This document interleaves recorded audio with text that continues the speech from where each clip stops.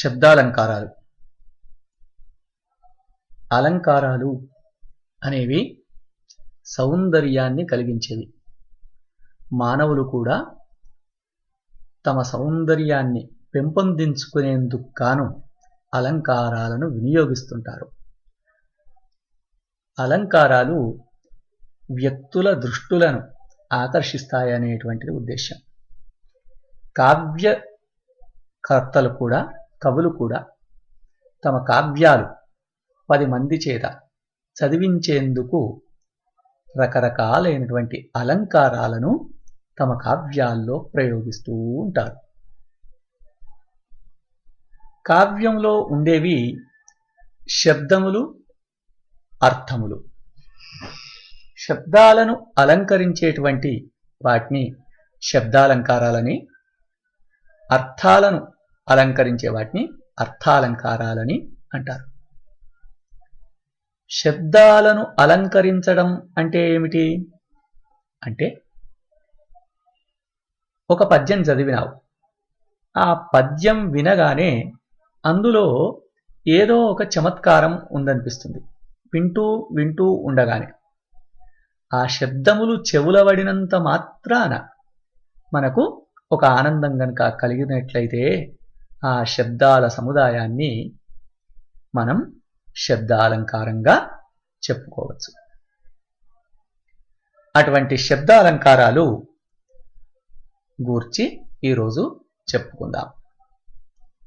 శబ్దాలంకారాలు విద్యార్థులకు సామాన్యంగా 6 విధాలుగా ఉన్నాయి. అవి 6. ఈ పట్టికలోని చివరి వరుసను చూడండి. వరుసగా 1 వృత్యనుప్రాస, 2 లాటానుప్రాస, 3 చేకానుప్రాస, 4 యమకం, 5 అంత్యానుప్రాస, 6 ముక్త పదగ్రస్తం. ఈ విధంగా 6 శబ్దాలంకారాలు ఉంటాయి. వాటిలో సామాన్యంగా ఒక్క అక్షరంతో ఉండేటువంటి అలంకారం ఒకటే ఉంది. అది వృత్యనుప్రాసం. 1 కంటే ఎక్కువ అక్షరాలతో ఉండేది అంటే 2, 3, 4 ఇట్లా 2 లేదా అంతకంటే ఎక్కువైన అక్షరాల్ని అక్షరాల సముదాయం అని మనం అనుకోవచ్చు. అక్షరాల గుంపు అని. గుంపు అన్నప్పుడు ఒక్కదానికి గుంపు అనే పేరు ఉండదు కదా, కాబట్టి 2 లేదా అంతకన్నా ఎక్కువ అక్షరాలు అన్నమాట. అక్షరాల సముదాయం పక్క పక్కనే వస్తే దాన్నే అవ్యవధానంగా అన్నాం. అట్లా అవ్యవధానంగా వస్తే, పక్క పక్కనే వెంట వెంటనే వస్తే అటువంటి అలంకారాలు 2. అక్షర సముదాయం వ్యవధానంతో వస్తే అటువంటి అలంకారం 1. అక్షర సముదాయం పాదాంతంలో అంటే పద్యము యొక్క లేదా శ్లోకం యొక్క చివర్లో గనక వస్తే అటువంటివి 2 అలంకారాలు ఉన్నాయి. వాటిని క్రమంగా తెలుసుకోండి. మొట్టమొదటిది వృత్యనుప్రాసం. అసలు శబ్దాలంకారాలన్నిటినీ అనుప్రాసాలంకారాలు అని అంటారు. అనుప్రాసము అని అంటే అనుసరించిన ప్రాస. ప్రాస అనేటువంటి మాట మీకు గతంలో కూడా తెలుసు. వచ్చిన అక్షరమే కనుక వస్తే దాన్ని ప్రాస అంటారు. అనుప్రాస అనుసరించి వచ్చే ప్రాస అని. అట్లా అనుప్రాసం అని అంటే ఏ అక్షరం అయితే వచ్చిందో మళ్ళీ మళ్ళీ అదే వస్తే దాన్ని అనుప్రాసం అని, లేదా ఏ అక్షరాల సముదాయం అయితే వచ్చిందో అదే సముదాయం మళ్ళీ మళ్ళీ రావడం అని అర్థం అనుప్రాసం అంటే. శబ్దాలంకారాలన్నీ దాదాపు అనుప్రాసాలంకారాలే. మొట్టమొదటిది వృత్యనుప్రాసము. వృత్తి అంటే ఆవృత్తి అని అర్థం. ఆవృత్తి అంటే మరల మరల రావడం అని అర్థం.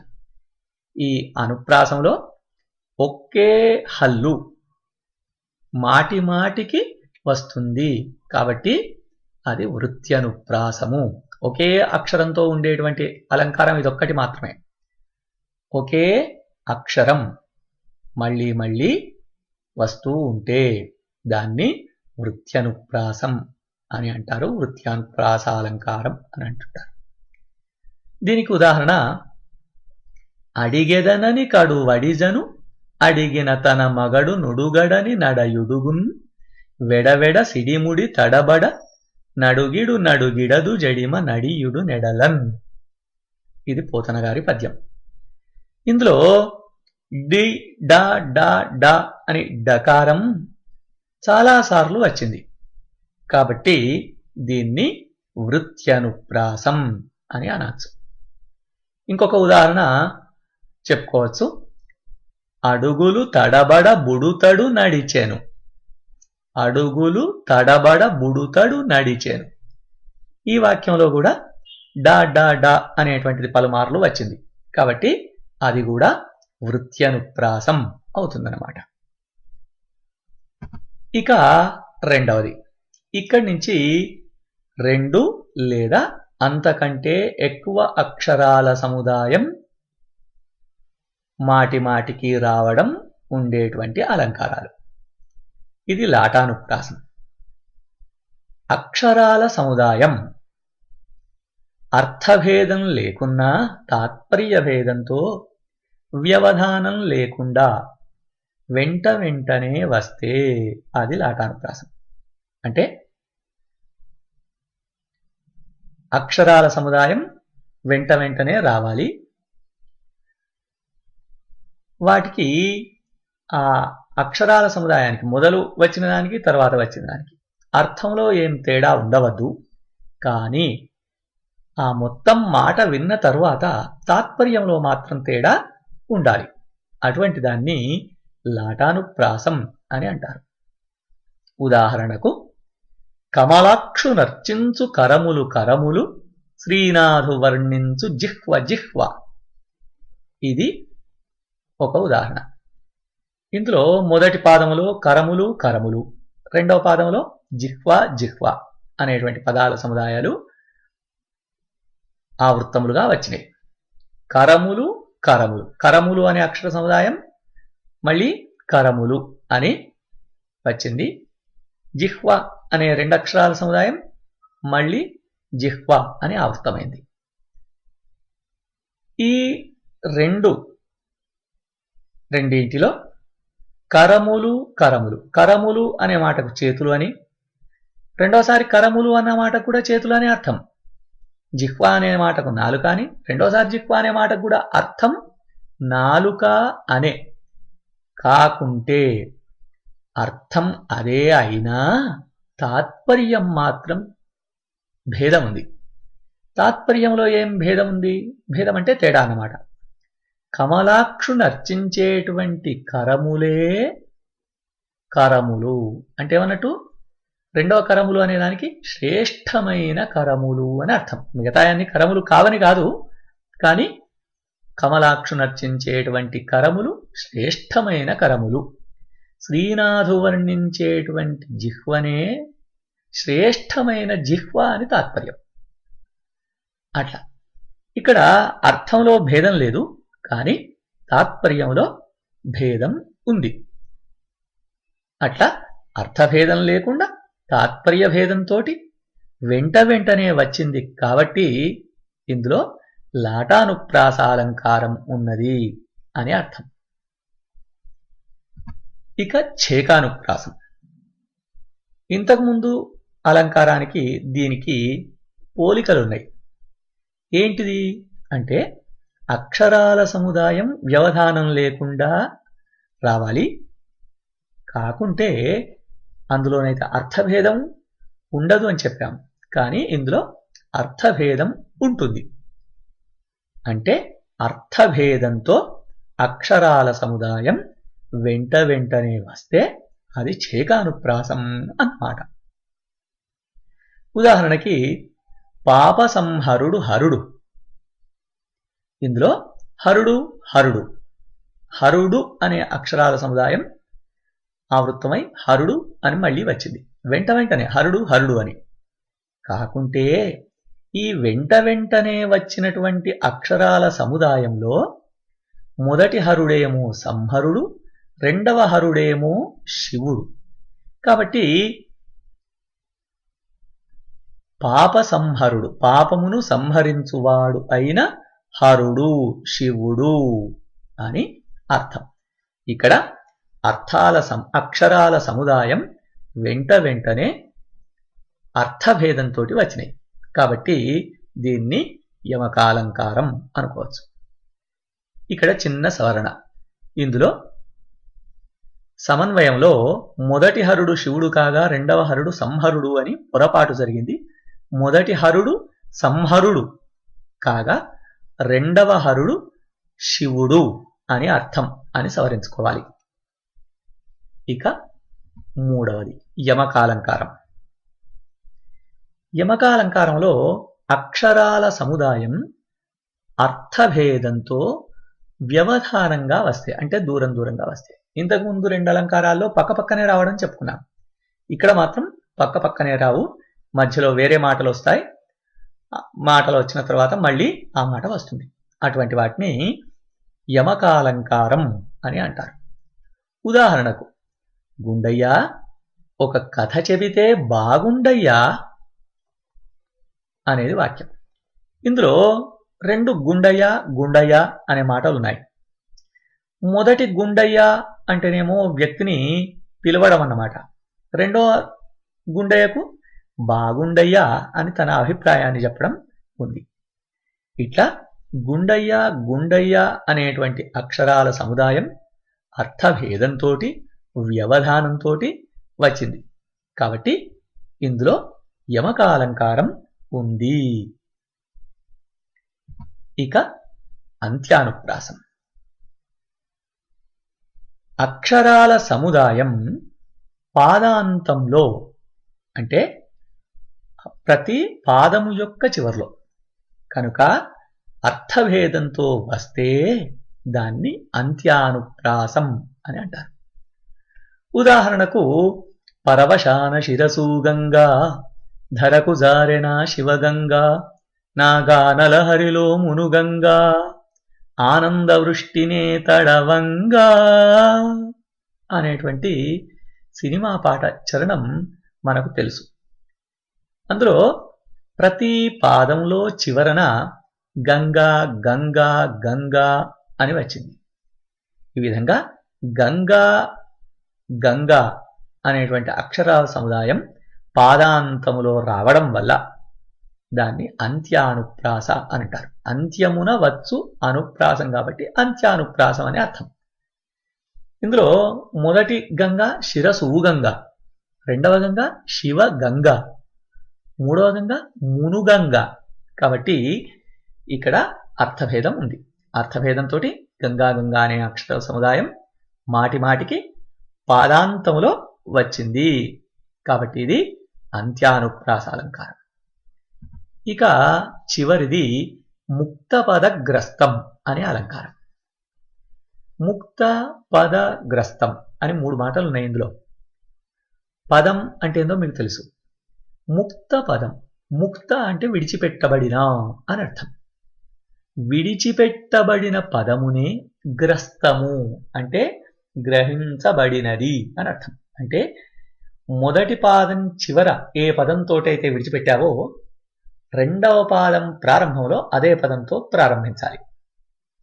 ఇట్లా పాదం యొక్క చివర్లో విడిచిపెట్టిన పదాన్ని తరువాతి పాదం యొక్క ప్రారంభంలో గనక తీసుకుంటే, స్వీకరిస్తే దాన్ని ముక్త పదగ్రస్తాలంకారం అని అంటారు. ఉదాహరణకు, ఆదిశంకరాచార్యుల వారి షట్పదీ స్తోత్రములోని ఒక శ్లోకం చూడండి. ఉద్ధృత నగనగ భిధనుజ ధనుజ కులామిత్ర మిత్ర శశి దృష్టే దృష్టే భవతి ప్రభవతి నభవతి కిం భవతి రస్కారః. ఈ శ్లోకంలో మొదటి పాదం చివర్లో ధనుజ అని ఉంది. మళ్ళీ రెండవ పాదం ప్రారంభం ధనుజ అనే పదంతోటే ప్రారంభమైంది. అట్లే రెండవ పాదం చివర్లో దృష్టే అని సమాప్తమైంది. మూడవ పాదం ప్రారంభం దృష్టే అని అయింది. అట్లే మూడవ పాదం చివర్లో ప్రభవతి అని ఉండగా నాలుగవ పాదం ఆరంభం నభవతి అంటూ చేశారు. ఇటువంటి విడిచిపెట్టబడిన పదాన్ని మళ్ళీ స్వీకరించడం వల్ల దీన్ని ముక్తపదగ్రస్తాలంకారం అని అనవచ్చు. ఇప్పుడు ఒక్కసారి మళ్ళీ మనం చెప్పుకున్న అలంకారాల్ని చూద్దాం. శబ్దాలంకారాలు 6. అవి ఒకే అక్షరంతో వచ్చేది ఒకటే ఒక అలంకారం, అది వృత్త్యనుప్రాసం. అడిగేదనను కడువడిజను అని చెప్పుకున్నాం, లేదా అడుగులు తడబడ బుడుతడు నడిచెను అని చెప్పుకున్నాం. ఇక అక్షరాల సముదాయంతో వచ్చేవి మిగతా 5 అలంకారాలు అనుకున్నాం. వాటిలో అక్షరాల సముదాయం పక్కపక్కనే వచ్చేవి 2. ఒకటి లాటానుప్రాసం, 2 ఛేకానుప్రాసం. లాటానుప్రాసం అంటే అర్థభేదం లేకున్నా తాత్పర్య భేదం ఉంటే అది లాటానుప్రాసం. ఉదాహరణ, శ్రీనాథు వర్ణించు జిహ్వ జిహ్వ, కమలాక్షు నర్చించు కరములు కరములు, శ్రీనాథు వర్ణించు జిహ్వ జిహ్వ అనేది చెప్పుకున్నాం. ఛేకానుప్రాసం అంటే అక్షరాల సముదాయం పక్కపక్కనే రావాలి, కానీ అర్థభేదం ఉండాలి అనుకున్నాం. ఉదాహరణకి పాపసంహరుడు హరుడు అని చెప్పుకున్నాం. ఇక అక్షరాల సముదాయం దూరంగా కనుక ఉండేదుంటే, అర్థభేదం ఉండేదుంటే దాన్ని యమకం అని అనుకున్నాం. దానికి ఉదాహరణగా గుండయ్య ఒక కథ చెబితే బాగుండయ్యా అని చెప్పుకున్నాం. ఇక పాదాంతంలో వచ్చేవి 2 అలంకారాలు అనుకున్నాం. ఒకటి అంత్యానుప్రాస, పరవశాన శిరసు గంగా ధరకు జారెనా శివగంగా నా గానలహరిలో మునుగంగా ఆనందవృష్టినే తడవంగా అని ప్రతి పాదం యొక్క చివరలో గంగా గంగా అని రావడం అంత్యానుప్రాసం అనుకున్నాం. ముక్తపదగ్రస్తం అంటే విడిచిపెట్టబడిన పదాన్నే మళ్ళీ స్వీకరించడం అని చెప్పుకున్నాం. దానికి ఉదాహరణగా శంకరాచార్యుల వారి ఉద్ధృత నగనగ భిధనుజ ధనుజ కులామిత్రమిత్ర శశి దృష్టే దృష్టే భవతి ప్రభవతి నభవతి కిం భవతి రస్కార అనేదాన్ని ఉదాహరణగా చెప్పుకున్నాం. వీటిని మీరు చక్కగా గమనించి ఇదే పద్ధతిలో చూసుకొని పోతే మీకు శబ్దాలంకారాలు చక్కగా గుర్తుకుంటాయి, బాగా పరీక్షలో రాయగలుగుతారు. ఒక్కసారి మళ్ళీ ఈ పట్టికను కూడా మీ మనస్సులో ముద్రించుకోండి. ఒక అక్షరంతో ఉన్నది వృత్త్యనుప్రాసమని, అక్షరాల సముదాయం పక్కపక్కనే వచ్చేవి లాటానుప్రాసం ఛేకానుప్రాసమని, వ్యవధానంతో వచ్చేది యమకమని, పాదాంతంలో వచ్చేవి అంత్యానుప్రాస ముక్తపదగ్రస్తమని అనే విషయాలు ఈ పట్టిక మీ హృదయాల్లో ముద్రించుకోండి. మీరు చక్కగా గుర్తుపెట్టుకొని బాగా రాయగలుగుతారు. మీ అందరికీ మేలు జరుగుగాక. శుభం భూయాత్. అంతేకాకుండా మీరు ఇందాక నేర్చుకున్నటువంటి ఈ అలంకారాలలో నుంచి ఈ కింది వాటిని గుర్తించి, వీటిలో ఏ అలంకారం ఉందో గుర్తించి మీరు తార్కికంగా నిరూపించి చూడండి. అంటే ఇందులో ఇది ఒక అక్షరం మాటికి వచ్చిందేనో, లేదా అక్షరాల సముదాయం పక్కపక్కనే వచ్చింది, అర్థభేదం ఉంది, లేదా అర్థభేదం లేదు, ఇటువంటి తార్కికమైనటువంటి సమన్వయం చేసి చెప్పండి. అవి మారేడు నీవని ఏరేరితేనా మారేడు దళములు నీ పూజకు. ఇంకొకటి, కాళింది మడుగులో కాళీయు ఫణమున ఆబాల గోపాలు నాబాల గోపాలం అచ్చరువున విచ్చిన కన్నుల జూడ. ఇంకొకటి, మన సుభద్రమయ్య మన సుభద్రకిపుడు. ఇంకొకటి, అనాథనాథ నందనందన నీకివే వంద వందల వందనములు. ఇంకొకటి, విష్ణునాకర్ణించు వీనులు వీనులు మధువైరి దవిలిన మనము మనం. మరొకటి, వారిజలోచను బాడుకు వారిజలోచనులు వారికి వెడ్కన్ వారి విహారము సలిపిరి వారి విహారములు జగతి వారికి గలవే అనేటువంటి పోతన గారి పద్యం. వీటిలలో ఉండేటువంటి అలంకారాలను గుర్తించి మీరు సమన్వయం చేసుకోండి. ఇంకా ఇట్లనే మీ నిజ జీవితంలో వినేటువంటి మాటలు, వాక్యాలు, సినిమా పాటలు, పద్యాలు మొదలైనటువంటి వాటిలో ఉండేటువంటి శబ్దాలంకారాలను గుర్తించేటువంటి ప్రయత్నం చేయండి. దానితోటి మీకు శబ్దాలంకారాలని గుర్తించడం బాగా అలవాటు అవుతుంది. మీ అందరికీ మేలు జరుగుగాక. శుభం భూయాత్. ఓం స్వస్తి.